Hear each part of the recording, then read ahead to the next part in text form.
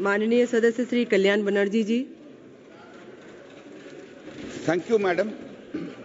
On behalf of All India Trinamool Congress, under the leadership of the Mamata Banerjee, I strongly oppose the bill in entirety. Madam, the spirit of my speech is, तू हिंदू बनेगा न मुसलमान बनेगा, इंसान की औलाद है, इंसान बनेगा.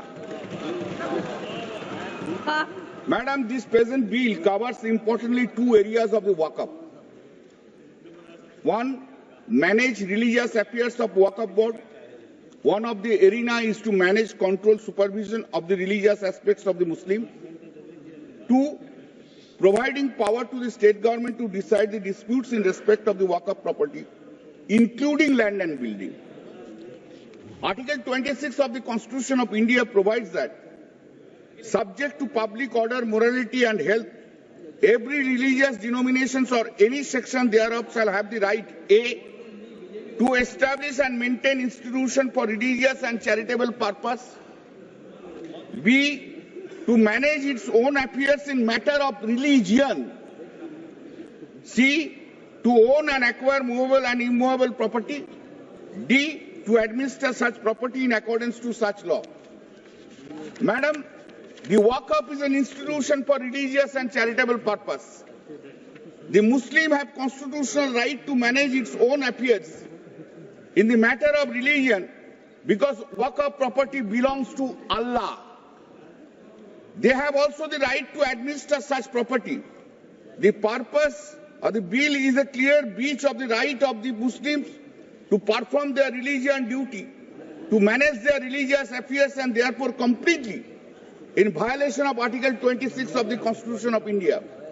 The bill hits basic structure of the Constitution.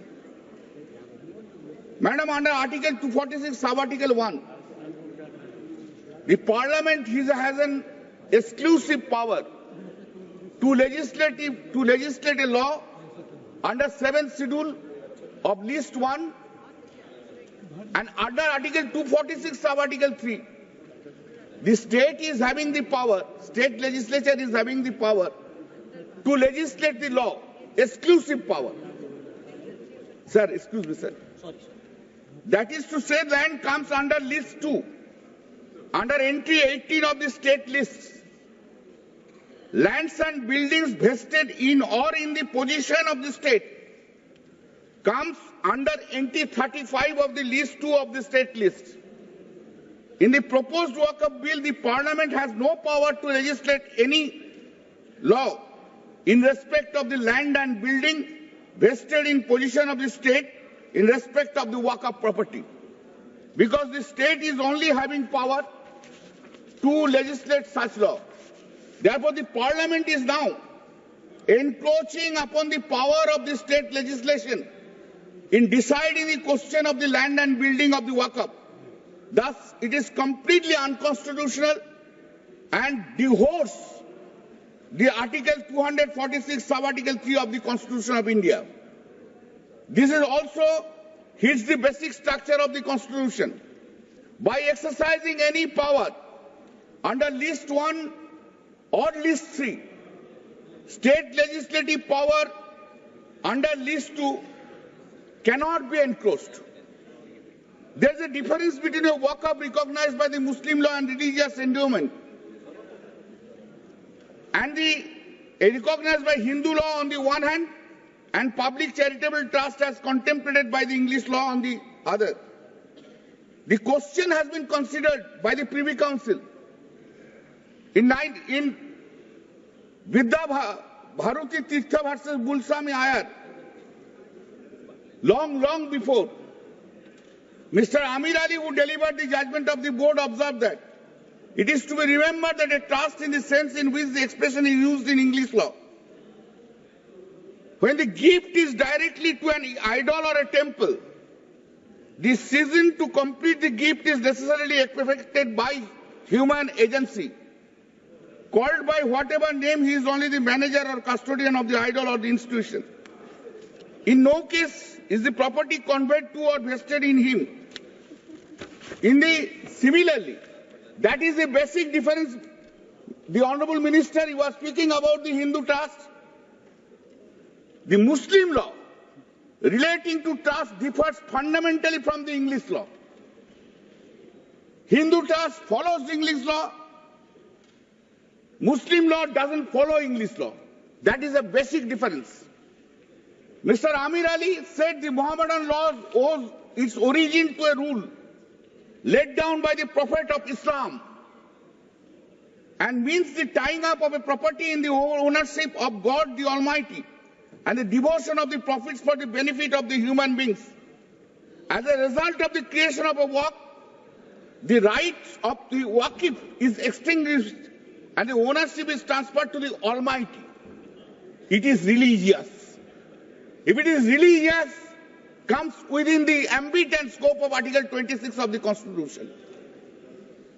The manager of the Waqf is the Mutawalli, the governor, superintendent, curator. But in that capacity, he has no right in the property belonging to the Waqf. The property is not vested in him and he is not a trustee in the legal sense. Therefore, there is no doubt that the Waqf to which the Act applies is essentially features different from the trust as is known to English law. In Sarabanu versus Union of India, 2017, volume 9, SCC, page 1, the Constitution bench held that any legal provision should be made with the application of known principles of law. If any decision is taken without supporting principles of rule of law, it becomes unpredictable and such a decision is antithesis of a decision taken in accordance with the rule of law. This proposed bill is just contrary to the well-settled principles of law which is established in the country by judgments have been pronounced not only by the Privy Council, by the Supreme Court of India also. Madam, the various provisions of the Waqf Amendment Bill 2024 is manifestly arbitrary and therefore cannot be passed by the Parliament itself. The Waqf system in Islamic tradition stands as a testament to the enduring values of charity, community, welfare, spiritual dedication rooted in the principles of Sadaqat Jariyah. Waqf in India, Waqf properties form the backbone of the Muslim communities, social, cultural and religious life, playing a pivotal role in maintaining their collective identity. These endowments sustains mosques, madrasas and cemeteries while providing essential resources to marginalized section of society, especially in an environment where minority communities often struggle for equitable access to public purposes. This is not there. Equality, equitable access is not there in case of the Muslim. That is the reason we are opposing. Over the years, excessive government oversight has raised concerns about the erosion of the autonomy and sanctity of Waqf, which under Islamic law is intended to function independently to serve its religious and charitable purposes. At the heart of the Waqf system administration lies the State Waqf Board, while act as custodian of Waqf properties, ensuring their proper management and alignment with the purposes by Islamic law. These boards have consistently worked to protect Waqf properties from the mismanagement. Madam, the Waqf was centrally first introduced in 1953. Mr. Riju, the Honourable Minister has said, thereafter so many acts, then 1995 Act has come, Amendment 2013, now it is coming. Now by introducing Clause 2, the title of the Act has been amended, Unified Waqf Management, Empowerment, Efficiency and Development. There is no rational basis to make such amendment of the title of the Act. Every Act is intended to make the Act more efficient and development purposes. As for example, the Companies Act was enacted in 1956, thereafter reenacted in 2013. The Act was brought to regulate the management, empowerment, efficiency and development of the control of the companies. The Waqf Act 1995 had various provisions for management, empowerment, efficiency and development. Therefore, the said proposed amendment to the title is wholly unwarranted. The title, which is being used nearly for 75 years, has no necessity to be amended. Unless the government wants to have the satisfaction that something new has been done, the proposed amendment to the Waqf Act, which includes a tacit attempt to alter or dilute the historical and religious significance of the term Waqf, is deeply concerning and warrants strong objection. The term Waqf is not merely legal or administrative level. It is a sacred concept deeply rooted in Islamic tradition and jurisprudence. Why you are taking away this? Madam, they want to interfere in please, please. The historical development of Waqf legislation in India, from the Bengal Waqf Act 1934, Uttar Pradesh Muslim Waqf Act 1960, the Waqf Act 1954, and the subsequent unification under the Waqf Act of 1995, has always retained the sanctity of the term. These laws, while designed to provide statutory governance, have consistently respected the essence of Waqf as a concept grounded in Islamic law. Madam, insertion of clause 2A. Insertion of clause 2A tantamount to nullify and all earlier judgments, degree and orders of any court in respect of the Waqf and the trust. This attempt is basically taking away the rights of the Muslim, which they have accrued. Any attempt to nullify the Supreme Court judgment by legislative process is illegal and unconstitutional.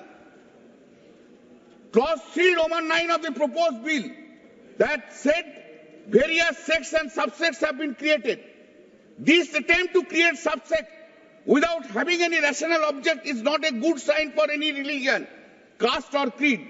If the constitutional provisions empowers the parliament to create caste, subcaste or subclause, only then the parliament can do so. Like the scheduled caste created inside Hindus, but the constitutional provision does not empower the parliament under the guise of the Waqf Amendment Bill 2024, create Aga Khani Waqf, Bora Waqf, etc. The intention to legislate such kind of classification of Waqf board based on subsects, the ruling party in the government is having evil intention. If the title speaks about unification, creation of various Waqf board on the basis of subsect itself creates a de-unification between the sects and subsects of the Muslims. Madam, clause 3FA of the said proposed bill defines government organization including municipalities and panchayat and autonomous bodies of the state and central government to a part 9A of the constitution. Under the scheme of part 9A, the municipalities and the panchayats are self-government and autonomous bodies. How the properties of the self-government bodies can be treated as a government properties, madam? In a constitutional provision it has made it. By now, by this law, panchayat and municipality has been described as a government properties. It is not a government properties, local self-government bodies. Therefore, there is a distinction. Therefore, this provision is bad. Madam, introduction of definition of the government property seems to be mischievous. Why Waqf will be allowed to define government property? This is an attempt to legalize illegal occupation or Waqf property by government organizations. Another sin is there. In our JPC, we have said repeatedly, give us the data what the government has occupied the property. Nothing is there. And in Rajasthan, it is a case, is extreme cases. 80% of the property of the Rajasthan, Waqf property has been occupied by the Rajasthan government itself.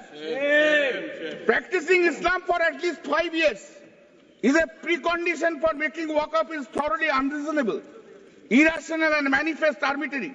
Under the scheme of the Constitution of India, no person can be compelled to practice his own religion. If no person can be compelled to practice his own religion, then such persons cannot be debarred either to offer his property to God or whether he is Hindu or Muslim or any other religion. Practicing religion means day-to-day performance of his religious duty. In a secular democratic country like us, No one can compel to perform any religious duty. Even such a provision cannot be made either in the Constitution or in any other statute. No mandatory provision can be made for practicing Islam for at least 5 years for making Waqf. Even if I discharge my religious duty on my own at any place, I cannot be compelled to speak whether I am performing religious duty or not performing the same. Who is anyone can ask me whether I am performing religious duty or non-religious duty?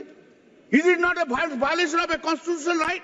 What the Constitution has given you the power to say, to ask me the question, I am discharging religious duty or not discharging the religious duty? A man can believe in performance of religious duty at any point of time of his life, any point of time, before death even. Performing of a religious duty cannot be the basis belonging to that religion. Even in a Hindu mandir which is governed by an act, like Puri Jagannath Temple or Kashi Vishwanath Temple, there is no such provision that any person practicing Hindu for at least 5 years and then only can donate anything to the deity. Madam, I can't donate.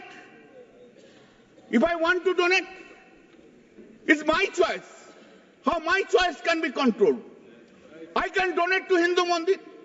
I donate to everywhere. I donate in Hindu mandir. I donate in Muslim property. I donate in the Christian property. I donate in the Buddhist property. I donate everywhere. I donate beggars. I donate everywhere. How can you control this act? How can I control? By reason of insertion of this clause, no other person of a religion can make over any property to Waqf. The proposed amendment is thoroughly misconceived, arbitrary, irrational, and therefore violates Article 14 of the Constitution of India. Under Clause 3, Roman 9b, existing Clause 3R1 has been omitted. That means Waqf by user is being taken away. Waqf by user is a long-standing practice of Muslims. In our country, Waqf by user is a very common practice, and decades after decades, rather time immemorial. Waqf by user is a practice. The concept of Waqf by user was recognized in our country in the case of courts of words for the property of Magdam Hassan Baksa versus Ilahi Baksa and others, 1912, SCC online, page 45. Madam, the Honorable Apex Court in the matter of Sayyid Muhammad Salih Labbai, dead by Eller and others versus Muhammad Hanifa versus Eller and others, 1976, 4 SCC 780. In paragraph 34, 36 and paragraph 39, categorically accepted this Waqf by user. The necessity is necessary in case of prayers offered in congregation. A single Muslim can also offer his prayers with or without an imam, but if prayer is in a congregation of a Jannat are offered only behind an imam who leads the prayers. And Islam is an extremely modern and liberal religion. There is no question of any person being denied admission in a mosque for the purpose of offering prayers, and that is why the law is so strict that the moment a person is allowed to offer his prayers in a mosque, the mosque becomes dedicated to the public, and therefore it's a Waqf property. Therefore it's a Waqf property. Finally, it is not necessary for the dedication of public mosque.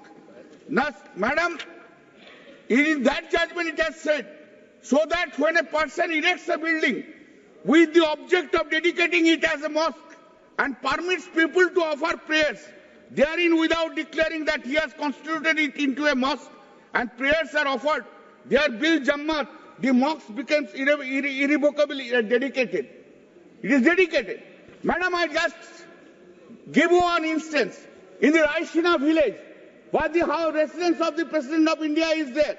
It was a long back, it's a big village. In the big village, there are so many Muslims are there. One Hindu dedicated his property for offer their namaz. And that is the property, that is the mosque is in front of the parliament. In the front of the parliament. Who has not come here? All. Abdul Kalam Azad. So all important political leaders, including Bhutto, and the Imam of that is sitting here as one of our colleagues, member of parliament. If prayers are offered once in a mosque, it is sufficient to constitute a good dedication. Dedication has been clearly said. Paragraph 39 of the judgment, that the founder must declare his intention to dedicate a property for the purpose of mosque. No particular form of declaration is necessary. The declaration can be presumed from the conduct of the founder, either express or implied. If this is the principle of law, is long-standing in our country, how can you say today you have to register Waqf by user? You have to give a declaration. I don't need to. Therefore, you are trying to, by this bill, you are trying to take away the basic reason of all the judgments of the Supreme Court. This is not correct and this is bad. Madam, neither a document nor express words are essential for dedication of religious or public purpose in our country. Such dedication may be implied for user, permitted for public and religious purposes for sufficient length of time. The conduct of those properties is presumed to be dedicated to for religious. It has been said by Sri B.K. Mukherjee on Hindu law. Sri B.K. Mukherjee on Hindu law of religious and charitable. I do not think that anyone in India is here now. Today, in India, there is anyone who understands Hindu law better than the B.K. Mukherjee. No one. He has said so in his book. Anyway, new concepts, smart mans have come like a smartphone. Therefore, everything is being done. In the case of M. Siddiqui, through Elas vs. Mahanath Suresh Das, 2021 SCC page 1, it has expressly said Waqf by user. Our jurisprudence recognizes the principles of Waqf by user, even absent an express deed of dedication. This is being taken away. Now, long judgment I will not read. This is being taken away by this. Therefore, it hits the basic things. Clause 3, subclause 5 of the said proposed bill. The verbal declaration of Waqf has been taken away. This is contrary to the history of creating Waqf by any individual. Several properties are dedicated as Waqf by a good number of persons to be made as Waqf property. Madam, the deletion of the word either verbally or violates the right of the Muslim as protected under Article 25 and 26 of the Constitution. Therefore, it hits the basic structure of the Constitution. In Commissioner of Police versus Acharya Jagadish Abbuddhota 2004-12 SCC 770, it comes from our state. When CPM was in a power, they killed Ananda Margis. In that case, this judgment has come. The protection guaranteed under Article 25 and 26 of the Constitution is not confined to matters of doctrine or belief, but extends to act done in purpose of religion, and therefore contains a guarantee for rituals, observances, ceremonies, and mode of worship which are essential or integral part of religion. What is Waqf then? It's an integral part of the religion. Madam, essential part of religion means the core beliefs upon which a religion is founded. Core belief of the Muslim is that Allah is there. I am dedicated my property to the Allah. Therefore, it's a Waqf property. It is upon the consensus essential power practice that the superstructure of religion is built, without which religion will be no religion. Madam, nobody can say that essential part or practice of one's religion has changed from a particular date or by an event. The proposed amendment clause 3 proceeds with the assumption that Waqf are riddled with the issues of mismanagement.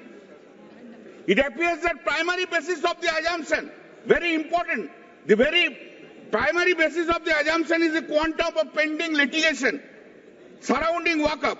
If the basis of identifying body as mismanaged in the amount of litigation that is pending against in this cannot be a rational basis of determining the standard of management of a body. In fact, the Honorable High Court of Delhi in the case of Union of India, Kiran Manua, he has given the details of the pending cases. If pending cases are the ground for bringing the legislation, now I tell you the figures, statistics. In the pending civil cases in Supreme Court, 64,687. Pending criminal cases in Supreme Court, 18,235. Total pending cases 82,922. And in Waqf, all over India, 14 to 15,000 cases are pending. If it cannot be said to be a basis. Madam, Section 3A, the clause 4, Section 3B, insertion of section that mandates that every Waqf, prior to the commencement of the shall file the details of the Waqf portal dedicated to Waqf. I have already dealt with that. Madam, the Waqf board under its main statute has declared a property to be Waqf in the case that the government has to challenge the same before the appropriate court of law. Oh, sorry. Madam, this is a very important. Sorry, I have missed it. Now the property, government property. According to Minister, the state government officer above the district magistrate will decide the issue. How it can be? How the state can be judge of its own cause? State will decide, this is my property and it will be binding. And the problem is this, the moment it will be claimed, it will not be treated as a Waqf property. Madam, title of the land only can be decided by the civil court, not by anybody. And this title, this land, the power which has been given to decide the land, whether it's a government land or not, that is covered by the state list under entry 18 and entry 35. That is the list 2 of the 7th schedule. Parliament has no power to legislate law in respect of that. If the Waqf board under its main statute has declared a property to be Waqf, in this case the government has to challenge the same before the appropriate court of law. By amending this law, this cannot be done. A person cannot be judge of his own cause. It has to be gone to the civil court. It is well-known principles. Everyone knows about it, that it is a dispute on the civil law and is there. Who will decide? It will be decided by the civil court. The proviso itself indicates the predetermined mind of the government. Then the Waqf board itself is a statutory body. 3C4. If there is any wrong writing in the records of the Waqf board, that can be challenged by the government in accordance with law. The government cannot direct the Waqf board to make the correction. This itself is hit by the doctrine of dictation. Madam, apart from the survey, there are currently the Honorable Supreme Court time and again reiterated. Survey records, they are mostly relying. Madam, the Honorable Supreme Court time and again reiterated that revenue records are not documents of title and they do not vest the right of ownership as a property to the individual named in the land record. Reference are so many references is there. This is an elementary thing. Any law student also know this branch of law. Unfortunately, this has not been taken care of by the central government. Clause 5E, the proposed amendment amounts to create subclause amongst the Muslims for the purpose of giving birth to give this dispute. Clause 9 of the proposed bill provides to clause 9 is totally unacceptable and it provides 2 members appointed under the subsection shall be non-Muslim. The exclusion of Muslim community persons from holding the post of 2 members in the Waqf board is hit by Article 14 of the Constitution of India, which provides equal opportunity to everyone. In the case of Hindu temples, the non-inclusion of Hindus cannot be imagined. We can't imagine. For example, under Section 6, subsection 2(1) of Uttar Pradesh Kashi Vishwanath Temple Act, it has been specifically mentioned that there are 3 eminent Hindu scholars well versed in the Hindu. A line has been set, a point has been taken. You see, these are the state law, but it is a central law. Law means within the ambit of Article 246 of the Constitution of India. Law doesn't mean beyond that 246. If a law is within the Article 246 of India, there cannot be discrimination between a state law and central law. This is kind of unthinkable stand has been taken. I cannot think about this. After long 44 years practice, I can't think. No, it's a state law. It cannot be compared with the central law. What is that? Law. Law is having its own force. Read Article 13 of the Constitution of India also. What is law? Madam, Clause 11 of the proposed bill seeking amendment of Section 14. That is, amendment of original act suffers from same illegalities. Clause 14 of the proposed bill, whereby Section 20A of the original act, that is removal of the chairperson by vote, of no confidence has been deleted. Such deletion is also improper, illegal, because if the chairperson does not enjoy the confidence of the other members, how can he sit there? It's a question of democracy. If the chairperson does not enjoy, madam, can you sit there if you don't enjoy the majority's confidence? If you cannot enjoy the majority's confidence, you have to leave. That is the democratic setup in our country. Madam, amendment of section 36, subsection 3 is effectively taking away the power of the Waqf board. Regarding receiving of registration of Waqf, and such amendment has been empowered the central government in an indirect manner to control everything. All powers have been taken. Why you are not making it the Honorable Minister? The Minister of Minorities will decide everything. He will be the supreme. Nothing is required. Finished. You can do it. Clause 20 of the bill amending of section 40 of the original act. If section 40 is deleted, madam, the Waqf board power itself will be teethless doll. If section 40 is amended and section 40 is taken away, the Waqf board will be a teethless doll only. If section 40, then there is no necessity to keep the Waqf board itself. Do not keep it. Keep the power with the minister of the central government. Minister will decide what is the necessity of the Waqf board. Everything will be done by him. Because the power to regulate the statutory Waqf board. This is complete. Madam, I will take some time, please. Complete reason I am reading very fast. I am going very fast. Waqf board. The proposed amendment bill under clause 21 seeking amendment of section 46 of the original act once again empowers the central government to make regulations with respect to so and so. Therefore, state power has been taken away. Does it not violate the federal structure of this country? Every power of the state government has been taken away. Only central will do it. That cannot be. It violates the fundamental character of the Constitution. Clause 22, amendment section 47 of the Act. The proposed amendment empowers Central to call for the audit of any Waqf board by the CAG. How the CAG can make an audit? CAG can make an audit in a case of consolidated fund. CAG can make an audit in a consolidated fund under the Constitution. How CAG can make an audit beyond the consolidated fund? This is absolutely illegal and improper. Madam, Section 50, under the existing provision of the Waqf board, then comes Section 83. By the proposed amendment, the members of the tribunal have been reduced to 2 and 1 person having knowledge of Muslim law. This has been done, it has been amended. Now the tribunal to order is tribunal to High Court. Tribunal to High Court under appeal. Now it is a statutory appeal. There is no provision for condonation of delay if there is any delay is done. If a direct is a statutory appeal, you have not given any power to grant any interim relief to the persons. How can be an adequate remedy? Earlier it was there, one could have gone on Article 226 of the Constitution for a judicial review. And High Court is having the power to condone delay and also to pass an interim order. This power you have also taken away. Therefore, this provision is not an adequate remedy so far as the Waqf property is concerned. Madam, please. Madam, the High Court has not given any power. Madam, 107 and 108. I am going very fast. I am getting very fast. I am not taking even the water even. The proposed amendment has an effect on the decision to replace the survey commissioner. Then the under clause proposed section 107 of the Act is deleted and thereby non-applicability of the Limitation Act. That is divorce.